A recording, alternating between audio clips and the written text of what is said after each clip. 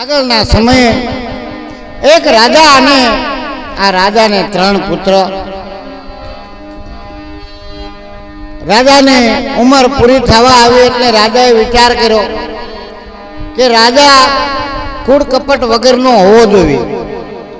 મારે 3 પુત્રો છે, આમાં હું 3 પુત્રમાંથી આ રાજ કોને સોંપું, આ સુકાન મારે કોને સોંપવું?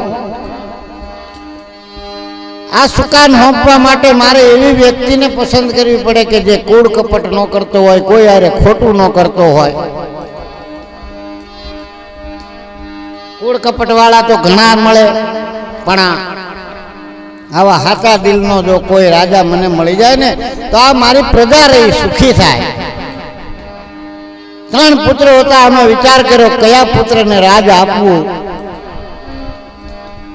એટલે ત્રણેયને એક દિવસ ઘરે બોલાવ્યા.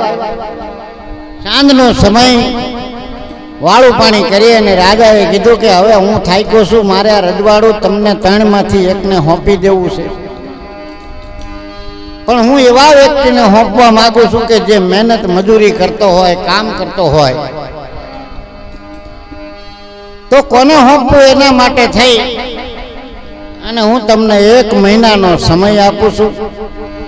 1 મહિનાની અંદર હું તમારી પરીક્ષા લેવા માંગુ છું કે વધારે મહેનત કોણ કરે છે.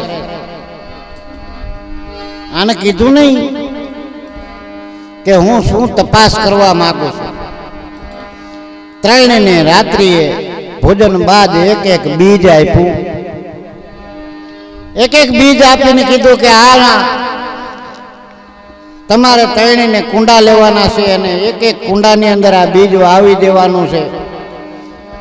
અને આ 3 જે ઝાડ ઉગે 3માંથી જેનો મોટું ઝાડ ઉગેલું છે,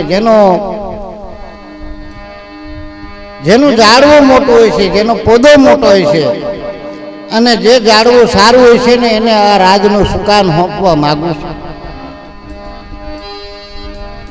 આ 3ને એક બીજ આપ્યું. આ તો 3 જતા રહ્યા. નાના દીકરાનું નામ વિક્રમ. હવે આ 3 દીકરાએ સવારમાં ઉઠીને એક કુંભારના ઘરેથી કુંડું લઈ આવ્યા.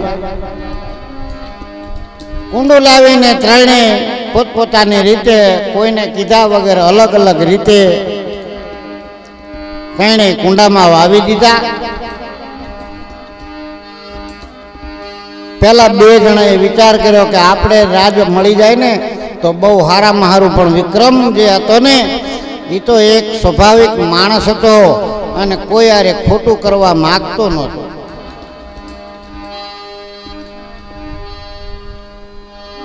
કુંડામાં બી તો વાવી દીધા. બીજે દિવસ સવાર સરસ મજાનું પાણી પાયું, પણ કુંડાની અંદરથી અંકુર ફૂટ્યો નહીં. પેલા 2 જણાએ વિચાર કર્યો, અંકુર તો ઓલાની ન ફૂટ્યા, પણ વિચાર કર્યો કે આપણું ઝાડવું આપણે મોટું કરવું છે ગમે એમ કરીને. એટલે બીજા દિવસે કૂડ કપટ કર્યું. હવે રાજાએ જે બીજ દીધા હતા એ ઉગે એવા હતા જ નહીં. એટલે આવડા તો બજારની જઈને બીજું બી લઈ આવ્યા ને કુંડાની અંદર વાવી દીધું ને બીજા દિવસે પોદા ઉગવા માંડ્યા. 1 મહિનાની અંદર ઝાડવું મોટું કરવાનું હતું એટલે 2 જણા મહેનત મજૂરી કરવા માંડ્યા. પણ વિક્રમાદિત્ય વિચાર કર્યો કે આ બીજ ઉગે એવું જ દીધું જ નથી, તો આમાં કંઈક રહસ્ય તો હશે ને.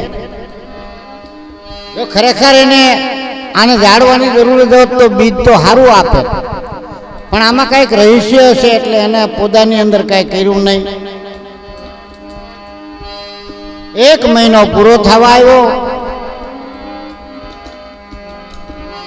આવડા 2 છોકરા જે હતા મોટા, એ તો સરસ મજાના ઝાડ મોટા મોટા લઈને આવ્યા, પણ વિક્રમ ખાલી કુંડું લઈને આવ્યો. અંદર બીજ નાખેલું હતું, પાણી પાયેલું હતું.